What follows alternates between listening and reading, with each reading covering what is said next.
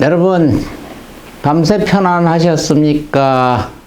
오늘도 여러분 만나뵌 BI방송 센터장 기한스님입니다. 3월 5일 되겠습니다.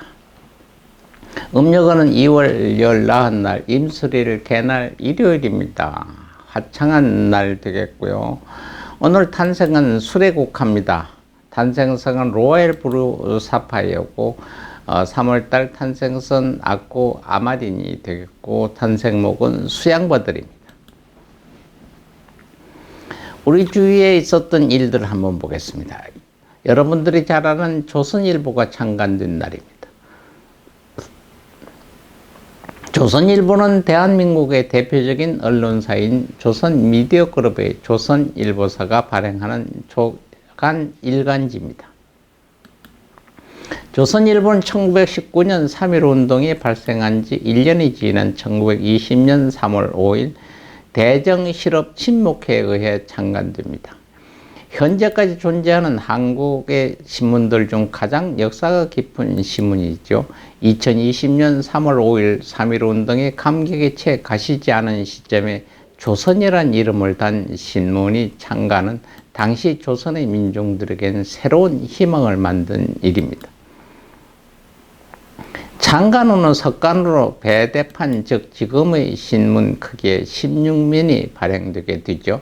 머리 기사는 조선일보가 탄생하다라는 제목의 논설이었고 조선 무역 상황에 대한 분석 기사와 연재 소설 춘몽 등이 실렸습니다.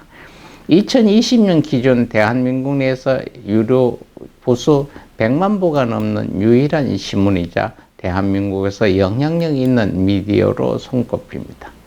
하지만 2021년 ABC와 결탁해 무려 50만 부에 달하는 유료부수 허위 인정 논란이 일었던 일들도 있습니다. 조선일보에 대한 가부는 반반으로 나뉘어지고 있습니다. 그렇지만 우리의 언론의 역사는 어쩔 수 없이 계속 진행되고 있습니다. 2015년도입니다. 주한 미국 대사 피습 사건입니다. 2015년 3월 5일 주한 미국 대사 마크 리퍼트가 세종문화회관에서 개최된 민족 화해 협력 범국민협의회 약친 민화협 조천 행사에 한미연합사령부에 참석했다가 한미연합사령부 해체, 정진협정 대신 평화협정 체결 등을 주장하는 우리 마당 통일문화연구소 약친 우리마당 대표 김기종에게 피습당해 부상을 입은 사건입니다. 2016년 9월 28일 대법원은 피해자 김기종에게 살인미수, 왜곡 사절폭행, 공무집행방해 혐의로 유죄를 인정해 징역 12년을 선고 확정했습니다. 2021년도 3월 5일 내장사 대웅전이 화재를 당했습니다. 전라북도 정읍시 내장사에서 발생한 방화 사건입니다. 내장사는 636년에 창간 이래 1951년까지 화재로 총 3차례가 전소됐고 6.25 전쟁이 끝나고 절을 중창했지만 2012년에 전기누전으로 대웅전이 전소됐고 이로써 5번째 대웅전이 전소됐지만 국가의 결정이나 전쟁 또는 실화로 불이 일어난 옛 사례와는 달리 이 화재는 개인이 저지른 방화였습니다. 2021년 3월 5일 오후 6시 30분에 내장사 대웅전에 누군가가 침입해 방화하고 도주하는 사건이 발생했습니다. 다행히 이 사고로 피해를 본 것은 대웅전 건물뿐 아니라 인명이나 사찰 내의 다른 문화재 또는 산에 불이 붙지는 않았기에 대참사로 번지지는 않았습니다. 이 사건을 계기로 승려는 이 사건 때 그 절에 있었던 스님이 불을 지른 겁니다. 이 승려는 5월 12일에 1심에서 징역 5년을 선고받았고 9월 29일에는 2심에서 징역 5년을 결심 선고됐습니다. 여기에 화재는 5번씩 일어났다는 것은 우연이 아닙니다. 거기에서 굉장히 풍수적인 문제들을 많이 제기를 합니다. 사람들은 풍수가 굉장히 좋은 지역의 사찰이라고 이야기합니다만은 대웅전에서 불이 일어나는 것이 한두 번도 아니고 5차례라는 것은 무엇인가? 비보 풍수가 필요하지 않나 하는 얘기야 합니다. 우리나라 사찰에 있는 거나 우리나라 옛날에 큰 건물들 뭐 경복궁이나 덕수궁이나 남대문, 숭례문 같은 것도 굉장히 우리나라의 비보 사찰이라고 비보 풍수라고 하는 것은 이미 명당 자리가 아닌데 그와 비슷하게 맞는 거죠. 나쁜 것을 미리 예지해서 막아서 행하는 풍수를 비보 풍수라고 합니다. 화재와 같은 비보 풍수는 상대 어디에 어떤 영향으로 인해서 화재가 있다 이런 일이 있으면 그 산에다가 화재가 일어나지 않도록 하는 겁니다. 쉬운 예로 우리나라 경복궁에 화재가 많이 일어날 수 있을 것이다 계산해서 남대 숭례문을 세우고 숭례문의 간판이 이렇게 옆으로가 아니고 세웠죠. 그리고 그것은 어떤 거냐? 관악산에 화기가 넘쳐서 있기 때문에 그렇다고 해서 그래서 관악산 밑으로 소금단지를 불길을 관악산의 뾰족뾰족 화산이라고 합니다. 불산이라고 하니까 뾰족뾰족한 화산 같은 불길을 주기 위해서 옛날에 조선시대에 그 관악산 밑으로 소금단지를 많이 묻었다고 합니다. 이렇게 하는 것이 비보풍수라고 합니다.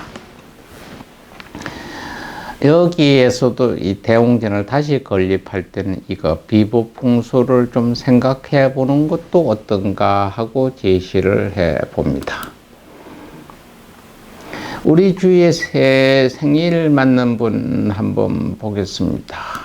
요즘에는 이런 분들이 없습니다. 남보은 개그맨입니다. 남보은 씨는 본명이 김덕용 씨고요. 1936년 3월 5일 태어났다가 2000년 1월 21일 사망한 희극 배우입니다. 사랑과 사물의 소리를 흉내내는 아주 성대묘사의 특기입니다. 이 성대묘사 특기인데 요즘은 그런 배우들이 성대묘사를 내는 분이 없습니다. 이분은 굉장히 그 성대묘사를 그 중에서 일왕이 항복할 때 나왔던 방송 똑같이 성대묘사하고 전쟁 때 폭격 소리에서부터 헬리콥터 소리에서부터 이런 소리를 많이 내는 성대묘사의 대가였다고 보면 되겠습니다. 1936년 3월 5일 평안남도 순천군에서 태어나 51년 일사후퇴 때 월남했고 성동공고를 졸업하고 동국대학교 정치과를 종퇴하게 됩니다.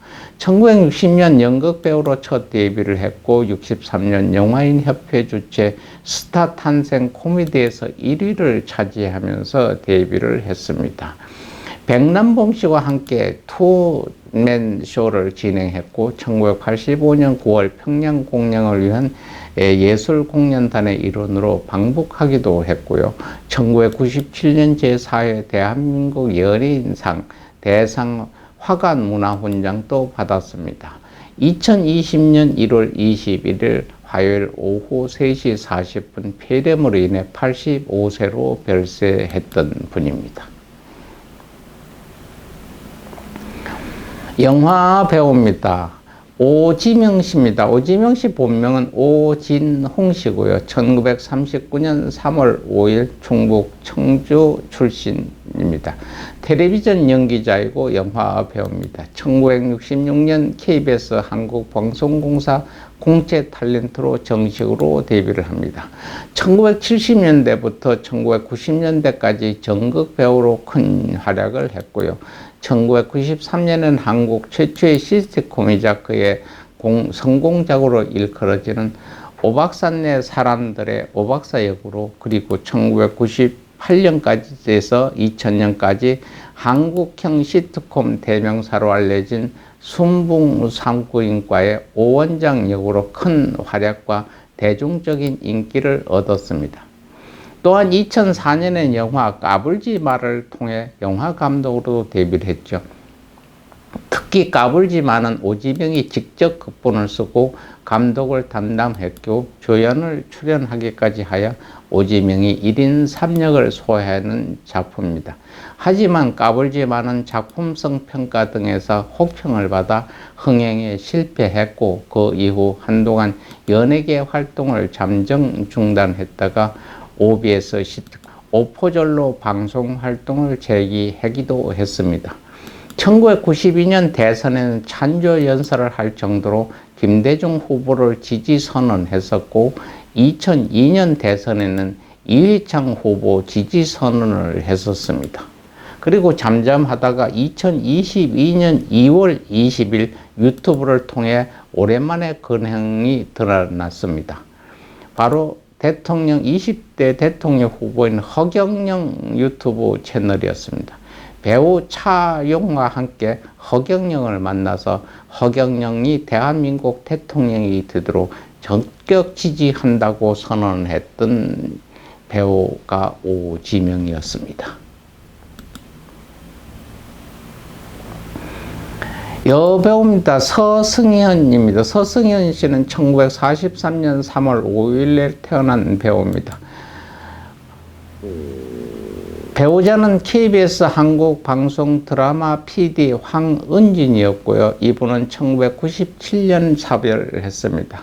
연기자 최불암, 김민자 부부와는 사돈관계라고도 전하고요.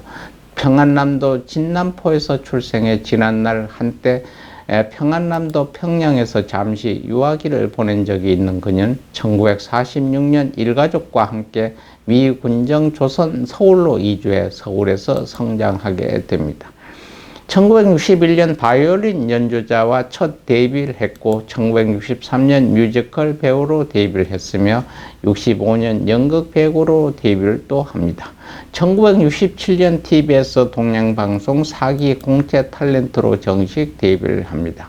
2012년 부탁해요 캡틴을 마지막으로 방송 출연을 일절하지 않아 사실상 은퇴 상태에 있다고 보면 되겠습니다. 다음에 또 영화 배우 강문영입니다. 강문영 본명은 강유진이고요. 1966년 3월 5일 경기도 파주에서 출생해 지난날 한때 서울 서대문구 부가현동을 거쳐 한때 강원도 춘천에서 잠시 유학을 보낸 적이 있다고 있습니다. 이후 경기도 파주에서 성장한 그녀는 1983년 고등학교 재학 중 CF 모델로 데뷔를 합니다. 1985년 프랑스로 유학을 떠나 알리앙스 프랑세지에 다니다가 중퇴 후 1986년 MBC 공채 18기 탤런트로 입문합니다. 한편 MBC 베스트 극장 노란 잠수함 이후 한동안 연기 생활을 쉬었다가 2003년 SBS 오픈 드라마 남과 여 아름다운 선택으로 본격적인 방송을 재개합니다.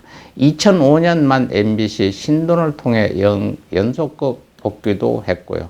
이후 두 번째 이혼 때문에 한동안 공백기를 가졌고 2011년 같은 채널 내 마음이 틀린 이로 안방극장에 돌아왔습니다. 그 뒤 어머니로서의 역할을 다하기 위해 또다시 공백기를 가졌다가 MBC 안그래망으로 브라운관에 복귀를 하게 됩니다. 1995년 이승철과 결혼했으나 성격 차이로 1997년에 이혼을 했고 이후 2007년 3살 연하의 사업가 일반인과 재혼해 같은 해 7월 딸을 출산했지만 2009년에 또 이혼을 하게 됐습니다. 우리 주에 오셨다가 가신 분 한번 보겠습니다. 스님입니다. 경호 스님입니다. 1928년 3월 5일 출생, 경남 밀양시 무안면 가래리 서기장에서 태어나셨습니다. 1951년 3월 20일 불교 전문 강원 대교과를 졸업한 스님은 대한민국 굵직굵직하다는 대차차례 주지를 두루 선역했고요. 1956년 밀양 표충사, 경주 불국사, 해남 대흥사 주지 등을 역임한 후 1971년 서울 조계사 주지, 1972년은 대한불교 조계종 총무원장 권행 대행도 역임했고, 서술이 팔았던 1980년대는 대한불교 신문과 불교신문 사장을 지냈으며 1985년째 12대 국회의원이 됐으며 국회 정각회 고문을 지나셨습니다. 국회의원 시점 불교 재산관리법 폐지안을 제출해 처리하기도 했고, 재단법인 대각문화원 설립이자 주간불교신문자 회장인 고불당 경우대 종사께서는 1920년 10월 12일 입적하셨습니다. 범납 82세, 세납 92세로 열반에 드셨습니다. 오늘 또 남은 시간 여러분들 아름다운 추억 쌓고 좋은 하루 보내시고요.